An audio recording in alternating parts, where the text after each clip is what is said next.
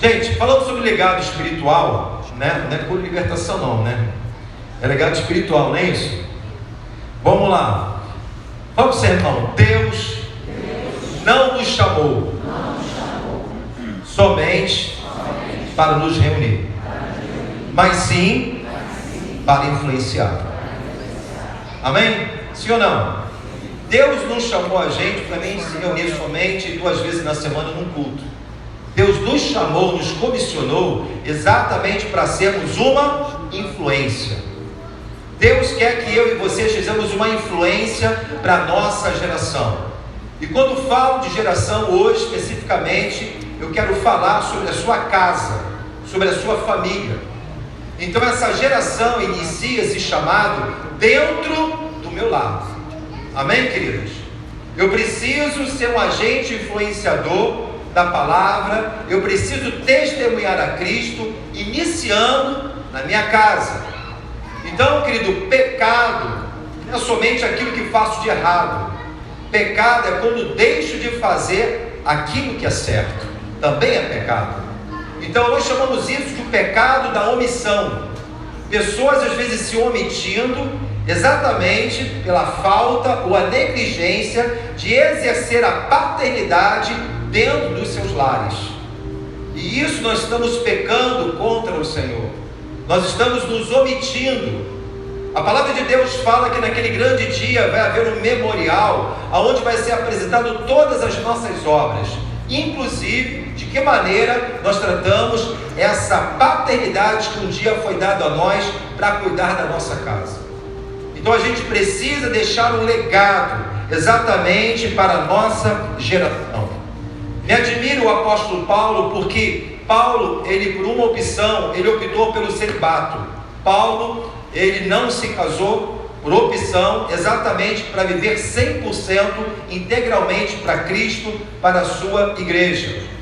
Mas Paulo, ele teve alguns homens que chamamos pupilos de Paulo, que foi Tito, foi Onésimo, foi Filemão e principalmente Timóteo, que foi o seu jovem, um jovem pastor, o filho na fé, onde Paulo ele faz uma menção da casa de Timóteo, da sua mãe, da sua avó, onde nós vemos aqui em 2 Timóteo capítulo 1, versículo 1 ao 5, 2 Timóteo capítulo 1, versículo 1 ao 5, a corrigida fiel. Coloca pra gente, por favor. Tá aí, ó. Paulo, apóstolo de Jesus Cristo, pela vontade de Deus, segundo a promessa da vida que está em Cristo Jesus. A Timóteo, uma carta endereçada ao filho da fé, Timóteo, jovem pastor, ele diz: meu amado filho, graça e misericórdia e paz da parte de Deus Pai e da de Cristo Jesus, Senhor nosso. Dou graças a Deus, a quem desde os meus antepassados sirvo com a consciência pura, porque sem cessar faço memória de ti nas minhas orações, noite e dia, desejando muito ver-te, lembrando-me das tuas lágrimas, para me encher de gozo. Agora no versículo 5, trazendo à memória a fé não fingida que em ti há, a qual habitou primeiro em tua avó Lóide, em tua mãe Eunice, estou certo de que também habita em ti. Gente, olha que legal. Paulo aqui ele faz menção exatamente de 2 mulheres que foram uma coluna, uma inspiração, uma referência na vida de Timóteo, na sua caminhada cristã. Paulo reconhecia, além que ele era o discipulador de Timóteo, havia 2 pessoas que foram responsáveis pela sua vida cristã: a sua vó Lóide e a sua mãe Eunice. Uma fé admirável, uma fé onde Paulo fala que era uma fé não fingida, uma fé sem contaminação, aonde essas pessoas, a sua avó, a sua mãe, se tornaram referência para Timóteo, onde ele se tornou também um grande homem de Deus.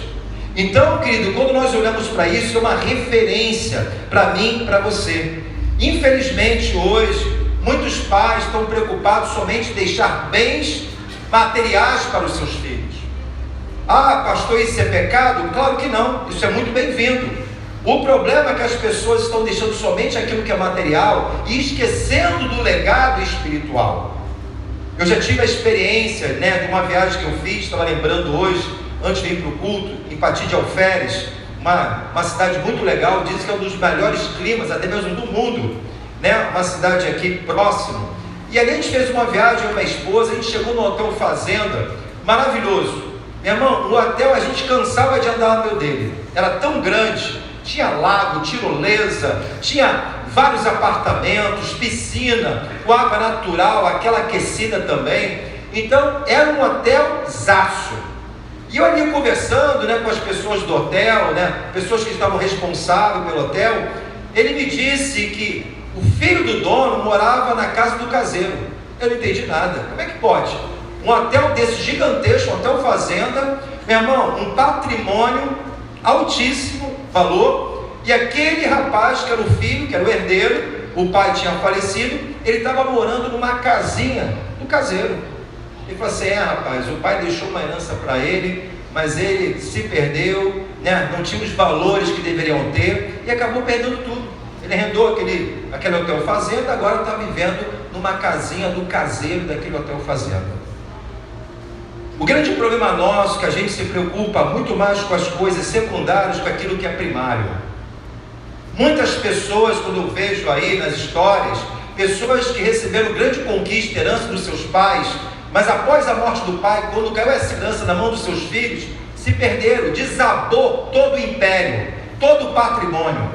Por quê? As pessoas estão preocupando mais em dar algo aos seus filhos, como expressão disso de amor, e esquecendo de ser pai na vida dos filhos, ser presente. Meu querido, o maior presente que você pode dar ao seu filho é sendo um discipulador dele. Não existe ouro nem prata, nenhum ativismo dessa vida que pode substituir a sua paternidade. Nada pode se comparar do que a sua presença como homem, como uma mulher de Deus, dentro do seu lar, fazendo a diferença na sua geração. Porque essa é a vontade de Deus. Deus não está preocupado somente de me salvar. Deus quer salvar a nossa geração futura, inclusive começando pelos nossos filhos. E a gente precisa abrir a nossa visão. Então, querido, quando nós olhamos para aquilo que é terreno, aquilo que é natural e material, isso não é garantia de duração, porque na verdade essas coisas não são duradouras. Não existe governo humano inabalável. O único governo, reino inabalável, se chama Reino de Deus. Várias potências já predominaram sobre muitas potências, as demais potências, e hoje estão aí. Então a gente precisa entender que aquilo que vai me trazer fundamento, aquilo que realmente me trazer valores, são princípios do reino de Deus sobre a minha casa, sobre a minha família. Amém? E a pergunta é: qual é o legado espiritual que estamos deixando para os nossos filhos? Todos nós vamos passar dessa vida, sim ou não? E como você deseja ser lembrado? Como você deseja ser lembrado pelos seus filhos, pela sua geração? Uma pessoa que só viveu para si? Uma pessoa, querido, que busca fazer tudo, ganhar tudo nessa vida, como disse Salomão, que isso tudo que é a vaidade, correr atrás do vento. O que adianta a gente correr atrás de tantas coisas, querido? Aonde não existe mais tempo, nem para si mesmo, nem para os amigos, nem para os filhos, e nem tampouco para Deus. Nós precisamos ter uma boa gerência. Nós precisamos administrar a nossa vida de uma maneira melhor, para que esse legado possa ser replicado na minha geração. Então nós precisamos viver como Deus tem expectativa sobre nós. Isaías capítulo 61, versículo 9, existe uma profecia, e se fosse você, eu tomaria posse dela hoje, em nome de Jesus. Existe uma profecia que o profeta Isaías, ele libera dizendo, no versículo 9, pois está fiel, a sua posteridade, ou seja, a nossa geração, será conhecida entre os gentios, e os seus descendentes no meio dos povos. Todos quantos os virem, os conhecerão, como descendência bendita do Senhor. Essa é a promessa que Deus tem para a minha vida e a sua vida. Que as nações, que os outros povos reconhecerão que a nossa descendência é uma descendência bendita. Todos conhecerão como descendência bendita do Senhor. Aleluia! Eu preciso profetizar sobre a minha casa. Eu preciso assumir o meu papel como sacerdote do meu lar. Os pais são agentes socializadores da sua família. Nós temos essa responsabilidade. Por que isso? Porque o nosso Deus é um Deus visionário. O nosso Deus é um Deus de microvisão. O nosso Deus, a visão dele é uma macrovisão. O nosso Deus é um Deus de visão multigeracional. Quando nós olhamos para a história bíblica, Deus levantou Abraão para ser pai de multidões, para ser pai de nações. A aliança que Deus fez com Abraão não somente incluía Abraão e a sua família, mas todas as famílias da terra. Quando nós olhamos para Gênesis capítulo 12, versículo 3, Gênesis 12, versículo 3 diz o seguinte: eu abençoarei os que te abençoarem, eu amaldiçoarei os que te amaldiçoarem, e em ti serão benditas todas as famílias da terra. Diga comigo, todas. Todas são todas. Não é só a família do pastor, não é somente a família do profeta, não é somente a família da irmã da intercessão, mas é todas as famílias, inclusive a sua. Deus quer abençoar todas as famílias da terra. As bênçãos que foram impetradas sobre a vida de Abraão é a mesma bênção que está sobre a nossa vida. Eu preciso me apropriar dessa verdade. Sim ou não? Fala para o seu irmão: Deus deseja alcançar as nossas gerações futuras. Quando olhamos para Deuteronômio capítulo 7, no versículo 9, Deuteronômio capítulo 7, versículo 9,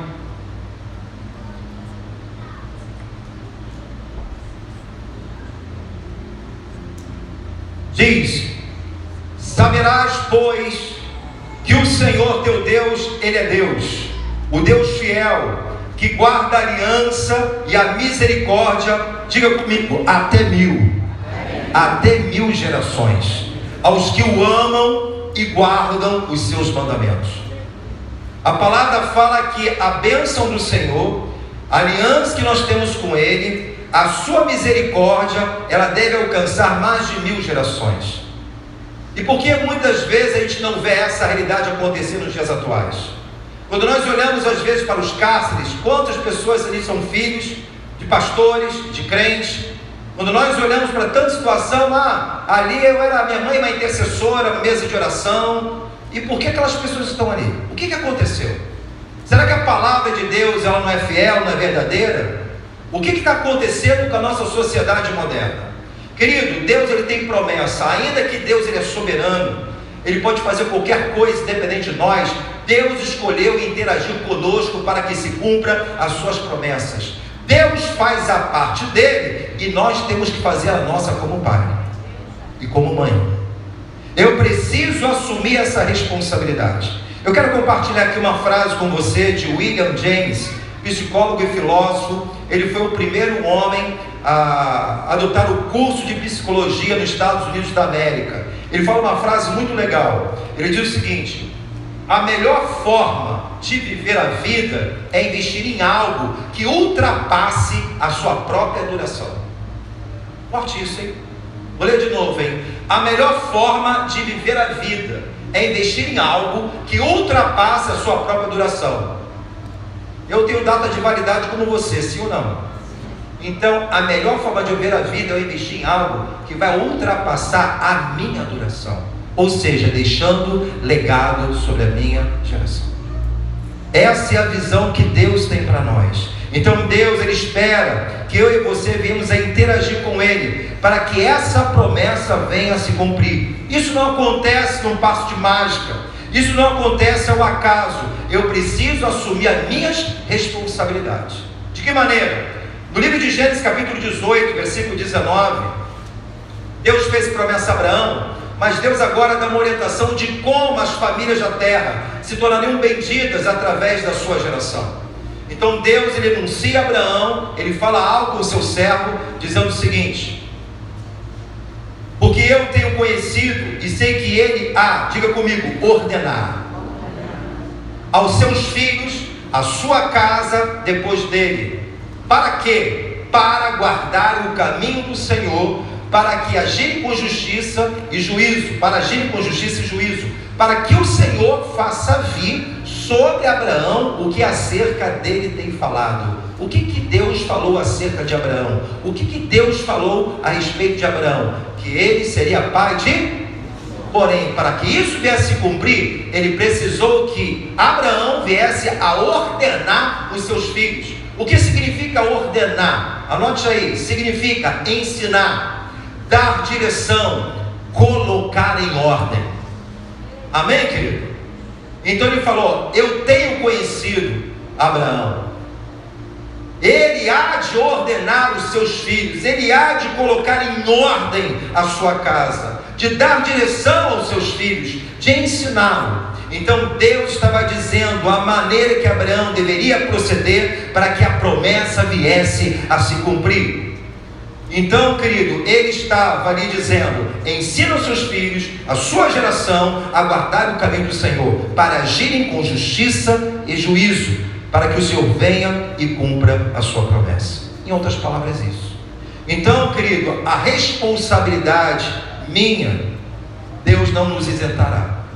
Eu preciso assumir esse papel. Deus não isenta as nossas responsabilidades.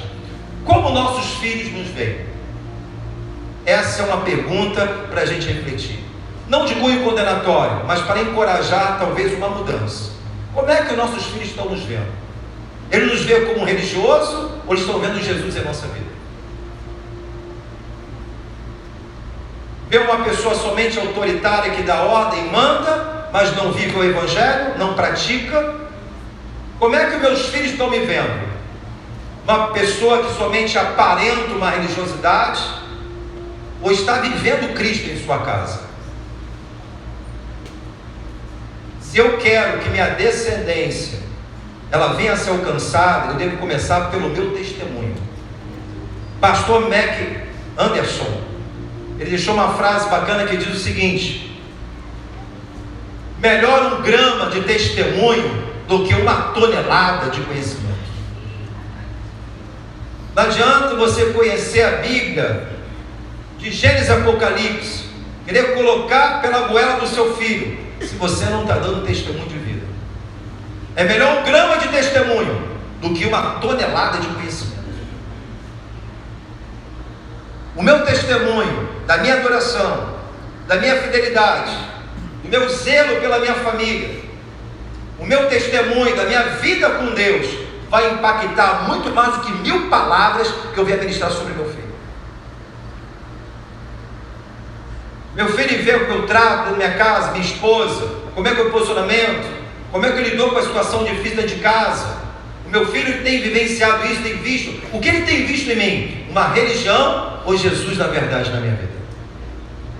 O que tem prevalecido no meu lar? Quem é que senta à mesa para comer com a família, junto conosco? Jesus não pode ser um personagem bíblico. Jesus tem que ser um membro da família. Lá em casa senta eu, Mateus, Amanda, Tamires, Gabriel, Amanda, mais um está chegando aí na família, né, Gabriel? Cristiane, Lili, mas também tem que ter Jesus na mesa. Se fala sobre Cristo, experiências com Cristo, dependências de Cristo. Se Jesus é um estranho para o pai, para a mãe, com certeza será um estranho para o filho. Eu preciso trazer Jesus. Jesus é uma pessoa, ele é real, ele não é somente um personagem bíblico.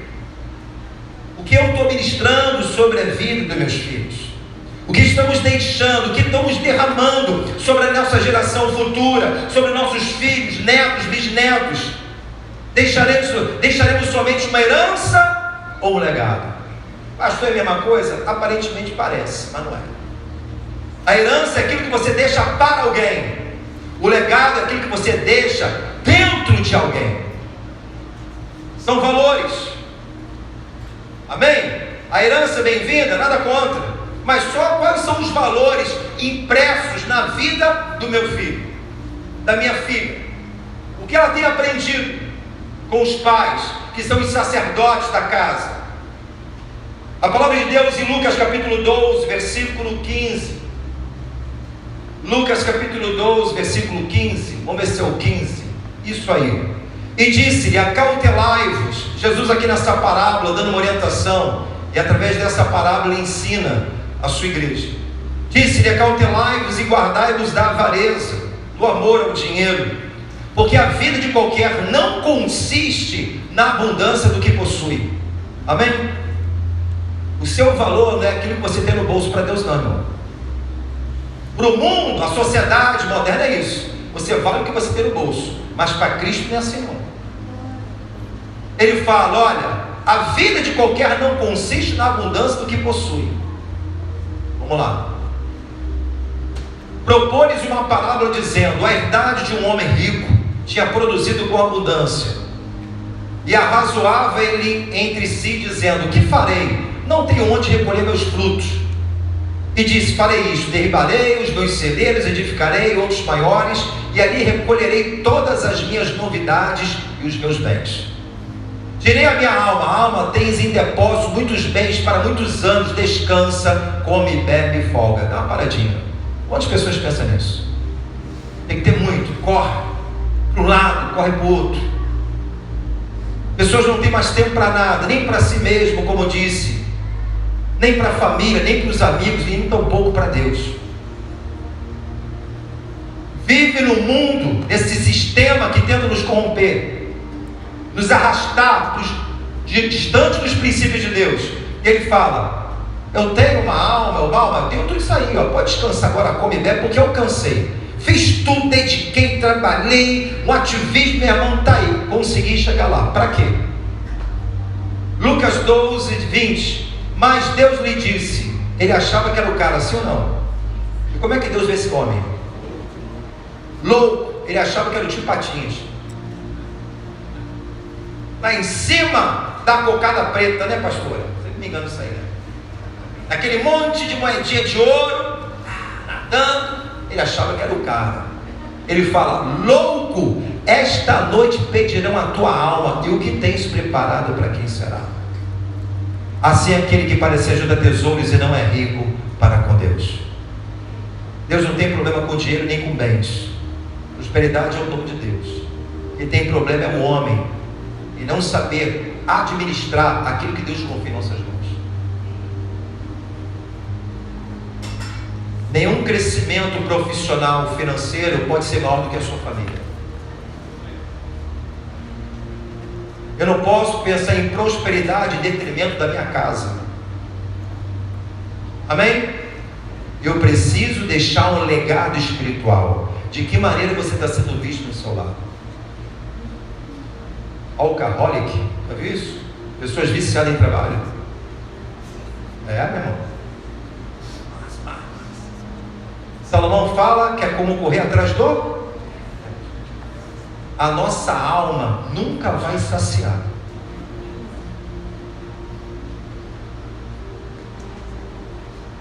Fala para você, irmão, legado é muito mais do que trazer uma provisão à mesa. É muito mais do que você alimentar alguém. É muito mais do que vestir alguém. É muito mais do que dar presente. É assumir o nosso papel de sermos sacerdotes da nossa casa. É de nós injetarmos em nossa geração valores. Valores que têm peso eterno. Valores que são inegociáveis. É transmitir valores educacionais, morais, sociais, como também espirituais. Por que você acha que a sociedade está enferma? Vendo uma disfunção. Disfunção na ordem emocional, familiar, financeira. A sociedade está indo de mal a pior, de mal das pernas. Tem gente para o mundo está indo de mal a pior. Tem gente para o ser humano, quando tem humildade para reconhecer que Deus é o Senhor da sua vida. A sociedade vive aí, perdida. Por quê? Mundos históricos são ausência de lares disfuncionais, ausência de paternidade, disfunção na área moral, educacional, espiritual, como também na área sexual. Por que o alto número de pessoas indo para o homossexualismo? Porque o cara, ele acredita que ama o outro, o homem não ama. Aquilo é uma ausência da figura do pai, que se confunde nos seus sentimentos. Mais de 70%, 80% de pessoas homossexuais têm problema de disfunção dentro de casa. Isso não é à toa. Alguma coisa acontecendo. Então por quê? A ausência da paternidade. Às vezes tem um pai até presente, mas é presente no corpo e é ausente na comunicação, no relacionamento. Aí não encontra a figura do pai, aí vai buscar na figura de um homem lá fora. Isso gera uma confusão na mente da pessoa, acreditando que isso é um amor, e não é amor. É um pecado como outro qualquer, que precisa de ajuda, ser liberto e ser curado para a glória do Senhor. Eu acho interessante, querido, que os judeus, eles se diferem dos demais povos, porque os judeus, eles valorizam muito a família e a mesa. Uma das coisas que o povo judeu, ele tem, é essa coisa de agregar a família, é valorizar a família e sentar à mesa com seus filhos. Eles aprendem a educar os seus filhos por receber a lei de Deus, os princípios de Deus, como Deus falou a Moisés, para explicar ao povo, no livro de Deuteronômio. Quando você olha para o capítulo 11, versículo 19, Deus, ele dá uma direção, exatamente porque Deus é um Deus visionário, multigeracional. Deus, ele quer alcançar toda a nossa geração. Deus não quer somente alcançar o pastor Luiz, Deus quer alcançar a minha família e toda a minha geração. Ele falou: Moisés, ensina aí, ensina o meu povo, ensina aos vossos filhos, falando delas assentado em tua casa. Fala comigo, assentado. Depois ele fala andando pelo caminho, ou seja, sentado, andando. Depois deitando, quando estiver deitado. Quando estiver levantando, o que mais? Escreve nos umbrais de tua casa e das tuas, o que? Portas. Aleluia. Para quê? Propósito, para que se multiplique os vossos dias, e os dias dos vossos filhos na terra que o Senhor jurou aos vossos pais, dar-lhes como os dias dos céus sobre a terra. Quando recebe essa promessa? Agora, o que o homem tem que fazer? O que Deus está falando? Olha, fala com o teu filho quando está deitando, levantado, sentado, caminhando, andando. O que Deus está querendo falar? Deus está falando o seguinte: aproveite todos os momentos, a oportunidade de você ministrar na vida do seu filho. É no lazer, é quando está comendo com ele na mesa, é sair do carro, aprendendo no meio do trânsito. É você ser o discipulador do seu filho em todo o tempo, abraçando toda essa oportunidade que Deus tem nos dado. Não podemos perder tempo. Nós temos que investir nos nossos filhos. Queridos, eu quero dizer uma coisa para você. Tem muitas pessoas que não tiveram condições de deixar herança para os seus filhos. Muitas pessoas simples, por falta de recurso, não deixaram bens materiais, mas deixaram o principal, o legado espiritual, valores que são inegociáveis na vida dos seus filhos. Como eu falei, imagine você lá, depois você dessa aí partiu, a tua família lá, a tua geração pegou o álbum de fotografia e começou a folhear e viu a foto. O que as pessoas vão falar de você? Essa pessoa me deixou uma herança ou essa pessoa me deixou um legado? Pô, esse aqui deixou um carro para mim, um carro esportivo, uau! Ah, deixou uma casa, legal, bacana. Ah, pagou as melhores faculdades para mim, legal. E o principal? Nada substitui a sua paternidade. Nada pode substituir a nossa presença de pai e de mãe dentro do nosso lar. Quem é o seu discipulador? Quem é o seu discípulo? Quem são os discipuladores do seu filho?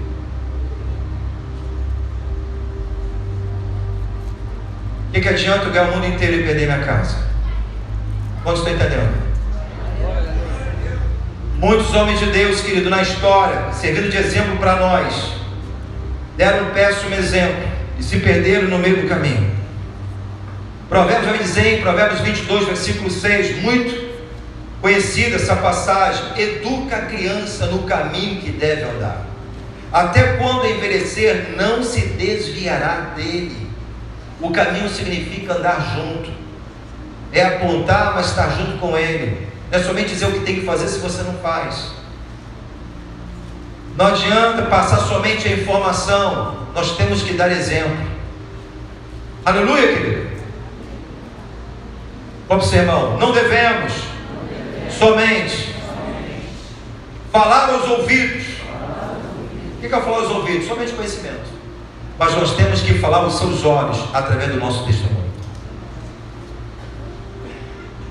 Não adianta estar cheio de conhecimento, só transmito conhecimento. Eu só estou falando aos ouvidos. Mas o meu testemunho está sendo contraditório àquilo que eu estou passando. Então não basta para mim somente falar aos ouvidos. Nós temos que falar aos seus olhos. Aleluia! Todos nós temos discipulado, sim ou não? Quem é o discipulador do seu filho? E você tem que levantar a tua mão e falar assim: tem que ser eu. Não transfira a sua responsabilidade, não terceirize para ninguém. A igreja vai te auxiliar, mas você que é o responsável pelo seu lar, pela sua casa, pela educação do seu filho. A igreja vai te dar um suporte, mas quem é o responsável é o pai e a mãe, que são os principais agentes socializadores da sociedade que educa os seus filhos. Moralmente, intelectualmente, espiritualmente, emocionalmente, você tem que pensar sobre a vida deles. Quem tem que fazer isso na sua casa? Pastor, eu não lembro nem da última vez que você sentei à mesa com meu filho. Talvez você tenha a Bíblia e já pregou ela toda para muita gente e não teve tempo de contar uma história para o seu filho à mesa. Isso é missão. Filhos são herança do... Mas nós vamos prestar conta de que maneira estamos lidando com a herança que Deus tem confiado em nossas mãos.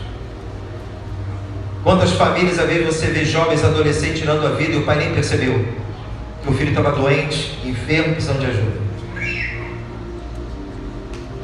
Quantas crianças com disfunções acontecendo, várias situações dentro do colégio, o pai desconhece o que está acontecendo e passando, porque não há comunicação, não há relacionamento, não há diálogo. Se você não ocupar teu espaço de pai e de mãe, o mundo vai ocupar, o traficante ocupa, o pedófilo pode ocupar. Você tem que assumir o seu papel. Querido, é fácil eu pregar a palavra, é fácil louvar ao Deus. O mais difícil é cuidar da nossa casa. Pregar uma mensagem você prega, vai na internet, pega um texto lá, você vai pregar. Adorar você pode adorar, tocar um instrumento qualquer um pode tocar, mas tocar uma família e gerenciar uma casa, é isso que é o nosso dever principal. Aleluia! Pastor, a palavra hoje do céu está fininho, vai ficar mais, hein? Vai ficar fininho mesmo. Timóteo capítulo 5, 8.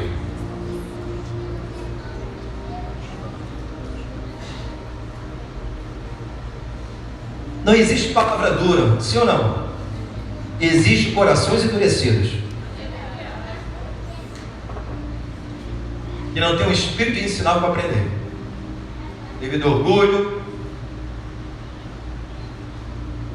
1 Timóteo 5,8 diz: mas se alguém não tem cuidado dos seus, principalmente da sua família, negou a fé, pior do que infiel. Meu irmão, ele não é igual ao fiel, ele é pior do que o infiel. O infiel é aquele que está lá fora, que não conhece Deus. Mas se eu tenho entendimento, entender que família é projeto de Deus, a minha geração, eu preciso ter uns olhos sobre ela, um cuidado. Se eu tenho negligenciado, a palavra fala que eu estou negando a minha fé por conhecer a palavra e não me submetendo a essa palavra. Eu estou negando a fé. Eu estou negando aquilo que Deus está me dizendo a fazer. Eu me torno pior do que o infiel, pior do que o ímpio.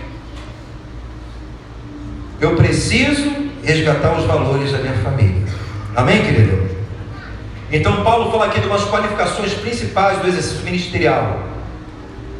Exatamente, ele fala que nós devemos primeiramente cuidar. Por quê? Tu lembra da história de Eli? Seus filhos Ofni e Finéias? Eli que era? Um sacerdote. Ele era um sacerdote, o cara se preocupou muito mais com a sua popularidade, com o seu título, do que ordenar a sua casa. Os filhos indo de mal a pior, não tinham limites, não assumiam as responsabilidades devidas. Eli, por sua vez, passava a mão na cabeça e não corrigia, conhecendo a palavra, negou a fé, se tornou pior do que o incrédulo. Detalhe, Eli tinha um sacerdócio e uma promessa que a sua geração viria também cumprir o sacerdócio para Deus. Por causa do pecado de Eli, por negligenciar, ser negligente na sua casa, ele perdeu o sacerdócio, e toda a geração que Deus falou que ia ser sacerdócio, da geração de Eli, se extinguiu, foi exterminada pelo próprio Deus. Sabia disso? É a história.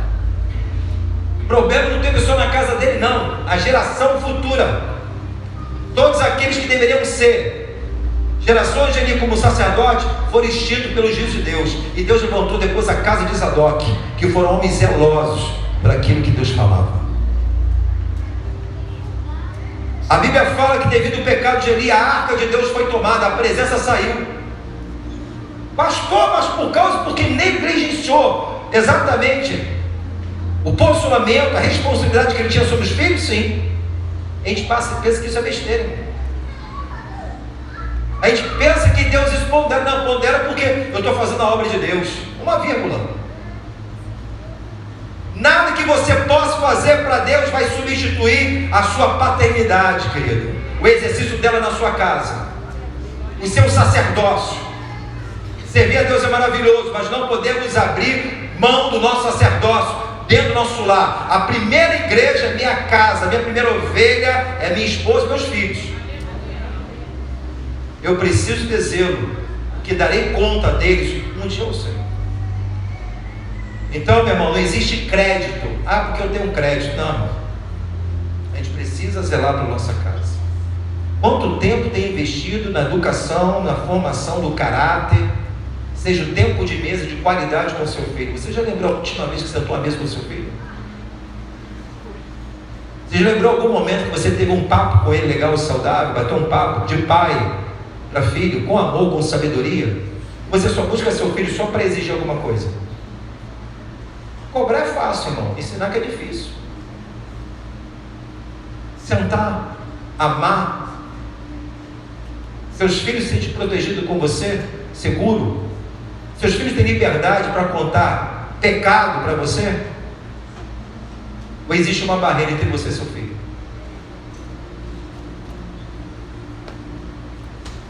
Tem que ter transparência no relacionamento, irmão. Seu filho te vê como amigo, quando vê a hora de crescer, tem idade suficiente, faz uma faculdade, ganha um dinheiro e sai de casa. Quando você tem um bom lar, irmão, os filhos parecem até um grude. Quando você tem um lugar de aconchego, irmão, tu tá doido, fala, vai embora, vamos casar logo. Vê valores, irmão. Quero ser que nem meu pai, que nem minha mãe. Tem desejo de formar família. Quantos jovens não têm desejo de formar família? Sabe por quê? Porque não vê exemplo dentro de casa. Eu quero ter família para ver isso? Não quero não. Prefiro ficar solteiro a vida inteira. De onde que está vindo o exemplo? Querido, eu quero que você reflita. Isso aqui é curador. Eu não estou aqui para condenar você. Sou imperfeito como você. Mas a gente não pode negligenciar nossa casa. E o meu dever como líder dessa igreja, pastor, é de dar um alerta, te encorajar para você começar a fazer coisas que você não está fazendo. Chama teu filho para perto. Começa a botar ali na mesa, senta, conversa, bate um papo. Como é que está no colégio?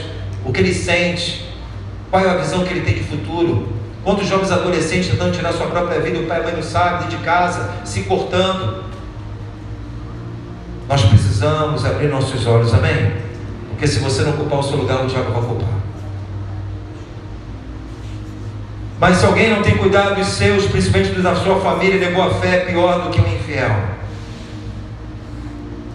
Então, querido, quando nós olhamos para a história, a gente vê alguns homens de Deus que servem de referência, né? Para a gente não praticar os mesmos erros.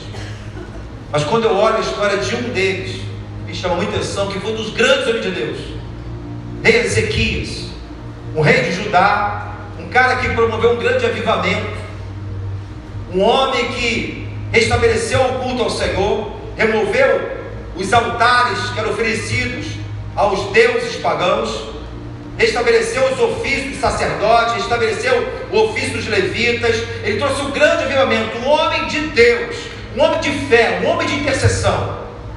Esse homem, a sua história foi linda, extraordinária. Quando nós olhamos aqui no momento que ele ficou enfermo, esse grande rei, homem que foi um exemplo para muitos, mas ele peca exatamente não assumindo algo tão importante, relevante, que assim Deus o pediu. Em 2 Reis capítulo 20, versículo 1 ao 6, Ezequias, quando ficou doente, disse: naqueles dias adoeceu Ezequias de morte, e o profeta Isaías, filho de Amós, veio a ele e lhe disse: assim diz o Senhor, ordena, coloque em ordem tua casa, porque morrerás e não viverás. Então virou o rosto para a parede e orou ao Senhor, dizendo: ah, Senhor, se é servido de te lembrar de que andei diante de ti, em verdade com um coração perfeito, e fiz o que era reto aos teus olhos. Chorou Ezequias muitíssimo. Ezequias aqui estava cometendo uma enfermidade, muitos pensam que era um problema de estômago, outros um câncer, e esse homem ali é cometido essa doença. O profeta Isaías chega, anuncia, não era qualquer profeta, era o profeta Isaías, fala: arruma a tua casa, porque tu morrerás. Ezequias, como homem de Deus, ele não toma aquilo como a última palavra, mas ele vai buscar agora ajuda, socorro no próprio Senhor. Ele vira para a parede e começa a orar, lembrando, trazendo a memória: Senhor, eu te servi com vontade, com verdade, em perfeição, com o coração reto aos teus olhos. Ele chora e pede misericórdia de Deus.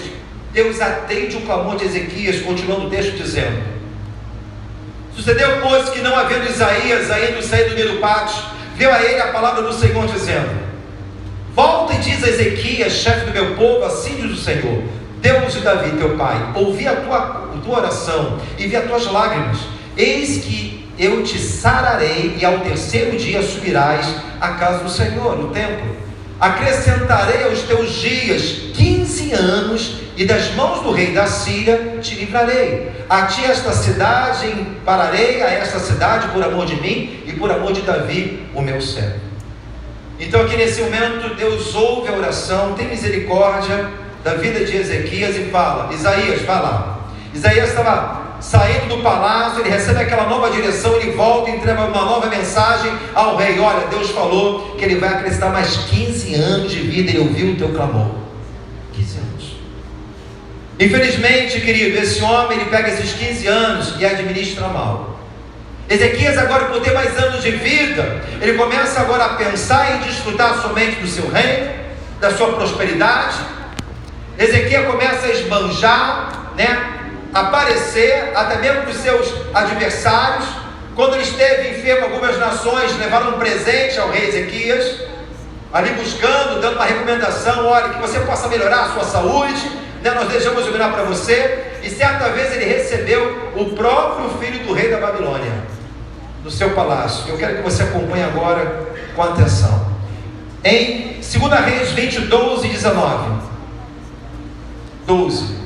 Naquele tempo enviou Merodach Baladã, filho de Baladã, rei da Babilônia, cartas e presentes a Ezequias, porque ouvira que Ezequias tinha estado doente.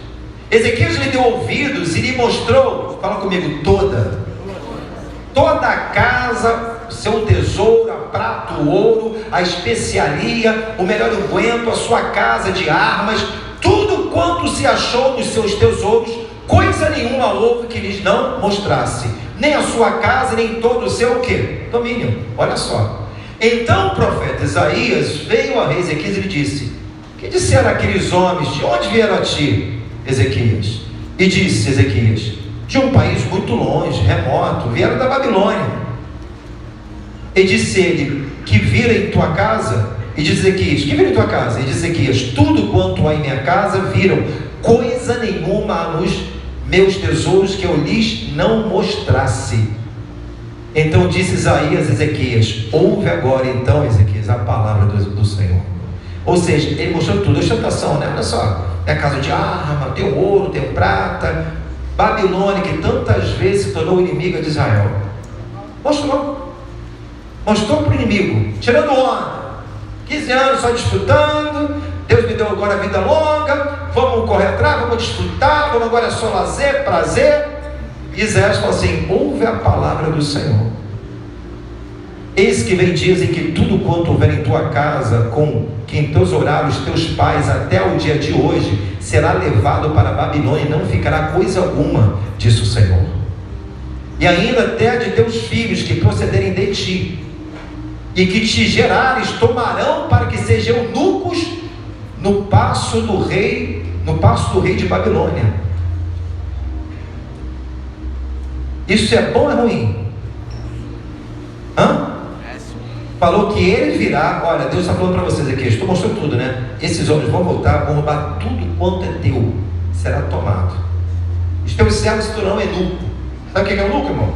Giovanni, apaga. Isso é bom, irmão? Isso é bom ou ruim? Péssimo. Olha o que ele fala para Isaías. Ainda teus. Então disse Ezequiel a Isaías: boa é a palavra do Senhor que disseste. E disse mais: não haverá, pois, em meus dias paz e verdade? Ele está dizendo assim: vem cá, vai ter paz e verdade no meu dia? Então o que houver na minha geração, não importa. É isso que ele está dizendo. Vai ter paz e verdade no meu dia, Ezequiel? Boa palavra, essa palavra é boa, irmão.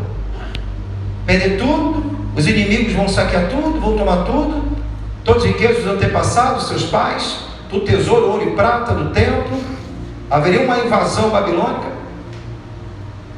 Ele fala: boa é essa palavra. Ele fala: mas no meu dia vai ter paz, é verdade? Tipo assim, se no meu tempo estiver tudo tranquilo, tudo bem. Quantos lares estão assim? Vemos para a igreja, adoramos, recebemos unção, experimentamos as manifestações do Espírito, a vida está indo, Deus está prosperando, a casa começando a ficar legal, né? Tranquilidade aos olhos humanos. Mas é a sua geração. Você tem paz? Para você a sua vida é que importa, o resto não? Quantos estão entendendo? Diga glória a Deus. Querido, os pais têm uma grande influência na vida dos seus filhos, principalmente a figura paterna. Aqui a responsabilidade não é só do homem, não, é da mulher também. Amém, querido? A mulher auxiliadora, ela tem que, junto com o marido, assumir essa missão. Mas o pai, principalmente, é o cabeça. Deus assim o fez. Para você ter uma noção, foi feita uma pesquisa nos Estados Unidos, e foi tirada essa pesquisa do livro chamado Homem no Espelho. Esse livro, a versão é inglesa, não tem no português. Se tiver, é uma outra situação que não tem nada a ver com essa. Foi feita uma estatística que diz que quando uma criança se converte, olha só, uma criança se converte, ela consegue envolver 2% da sua família. A criança vem para a igreja, ela consegue às vezes trazer o pai e a mãe, acaba convertendo. Pode acontecer, mas é muito pequeno, né? O alcance dela é 2%, a influência dela. As mulheres, quando se convertem, ela consegue envolver 17% da sua casa. Agora o homem, quando toma posição em Deus, ele envolve 93%. Sabe o que significa? Você foi chamado para ser o cabeça. Não transfere essa autoridade, essa unção que Deus um dia estabeleceu sobre você. Não terceirize o seu sacerdócio como homem. Você tem que assumir essa responsabilidade para a sua casa. Vamos organizar, vamos botar a pessoa mesmo, vamos ter um culto doméstico na minha casa. Pastor, mas meu filho já é adulto, é homem, é mais difícil. É verdade. Mas promova momentos onde você pode ter sabedoria e amor para ministrar o coração do teu filho. Faz um almoço, chama para almoçar com você, faz um jantar, pelo menos uma vez por semana. Antes de você falar de Jesus, se torne amigo do seu filho, porque muitos ainda não conseguem transmitir Cristo para o filho, porque ainda não se tornaram amigos dos seus filhos. Se teu filho se tornar o seu amigo, você é amigo dele, considera que é muito mais fácil de você falar do amor de Deus. Joga a bola com o seu filho, irmão, joga um videogame com ele e ministra a palavra. Vai falando do amor. Expresse o seu amor por ele, a sua preocupação. Pastor, mas eu trabalho muito. Talvez esse seja o problema. Está sendo uma falência na sua casa. O que adianta, meu irmão, você ser próspero em área da sua vida e ser uma falência no seu lar? Mas o nome do dinheiro, Qual é o Deus que concorre desse século com o próprio Senhor? O Deus chamado o quê? Mamon. É isso aí, irmão. Só que muitos têm que abrir o entendimento, amém, querido? Sim ou não? Então, Deus constituiu o homem para ser o cabeça da sua casa. Amém? Eu profetizo que nessa noite homens sejam levantados como Abraão, onde posso erguer altar de adoração no seu lar. Que homens possam ser levantados como Neemias, que oram em jejum para a edificação do seu povo. Que homens possam ser como Josué, que não abriu a mão da sua família dizendo: eu e minha casa serviremos ao Senhor. Homens de Deus, que não negociam com as trevas. Homem que assume o seu papel. Não é ser um autoritário, um ditador, mas um homem que ama a sua família. Homens que têm coragem de honrar o seu lar, a sua casa, a sua esposa, os seus filhos. Coragem para amar. A gente precisa levantar uma geração com essa visão, porque essa é a visão de Deus para a sua igreja. Deus não quer só alcançar Abraão, Deus quer alcançar as famílias da terra. Deus não quis somente salvar Ló, mas também a sua casa. Deus não queria somente salvar Noé, mas salvar toda a sua família. Deus quer resgatar e salvar toda a minha geração. E eu oro por isso, irmão. Sou falho como você, mas eu oro por isso.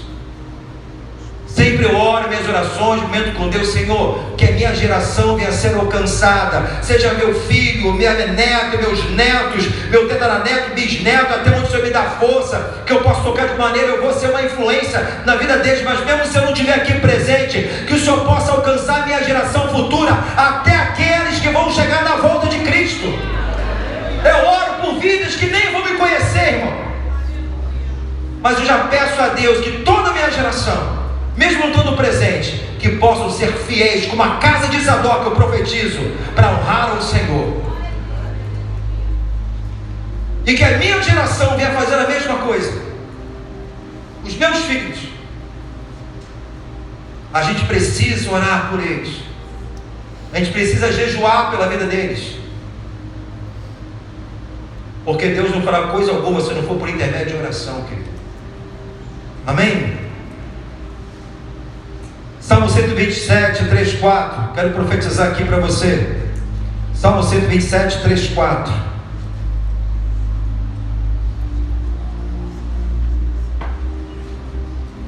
Eis que os filhos são herança do Senhor. O fruto do ventre é o seu o quê? Galardão. Agora vem.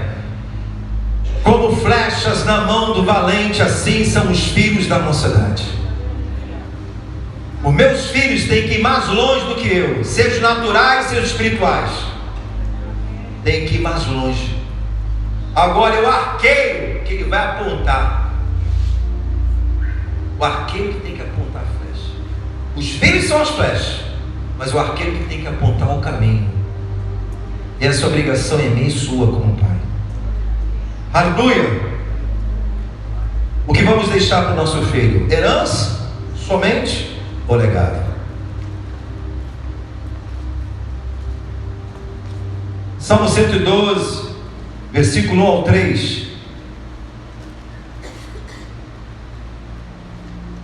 Salmo 112, versículo 1 ao 3 diz assim: louvai o Senhor, bem-aventurado o homem que teme ao Senhor, que os seus mandamentos têm grande prazer. A sua descendência, recebe isso aí, irmão. A sua descendência será poderosa na terra. A geração dos justos será abençoada. Aleluia! Você pode profetizar sobre a sua casa? Amém, querido? Tem um rei também, em contrapartida, que foi um péssimo exemplo, que foi o rei Jeorão. Né, filho? Rei Jeorão, 2 Crônicas 21, 20. Esse homem foi conhecido na história como um rei que não deixou saudade. Em 2 Crônicas capítulo 21, versículo 20, diz o seguinte: era de idade de 32 anos quando começou a reinar, e reinou em Jerusalém 8 anos, e foi-se sem deixar de si o que? Saudade. Sepultaram na cidade de Davi, porém não nos sepulcros dos reis. O cara era tão bênção, nem foi sepultado por lado do rei. O cara que passou por essa vida e não deixou saudade. Meu irmão, quando você deixa legado, você deixa saudade. Quando você é uma pessoa realmente que você impacta a vida de alguém, essa pessoa não pode nem mais estar presente, mas ela vai ser sempre lembrada com honra. Como é que você quer ser lembrado? Fala para o teu irmão, a força de um legado é quando supera a nossa presença. A força de um legado é quando supera a nossa presença. É quando mesmo quando você não está aqui, mas o legado que você deixou supera até mesmo a sua presença. Quantos estão entendendo? Aleluia! Eu profetizo que Isaías falou em 61, versículo 9: serão conhecidas diante de todos os povos uma descendência bendita do Senhor. Eu convido você a ficar de pé e quero ler o Salmo 128, do versículo 1 ao 6. Salmo 128, versículo 1 ao 6.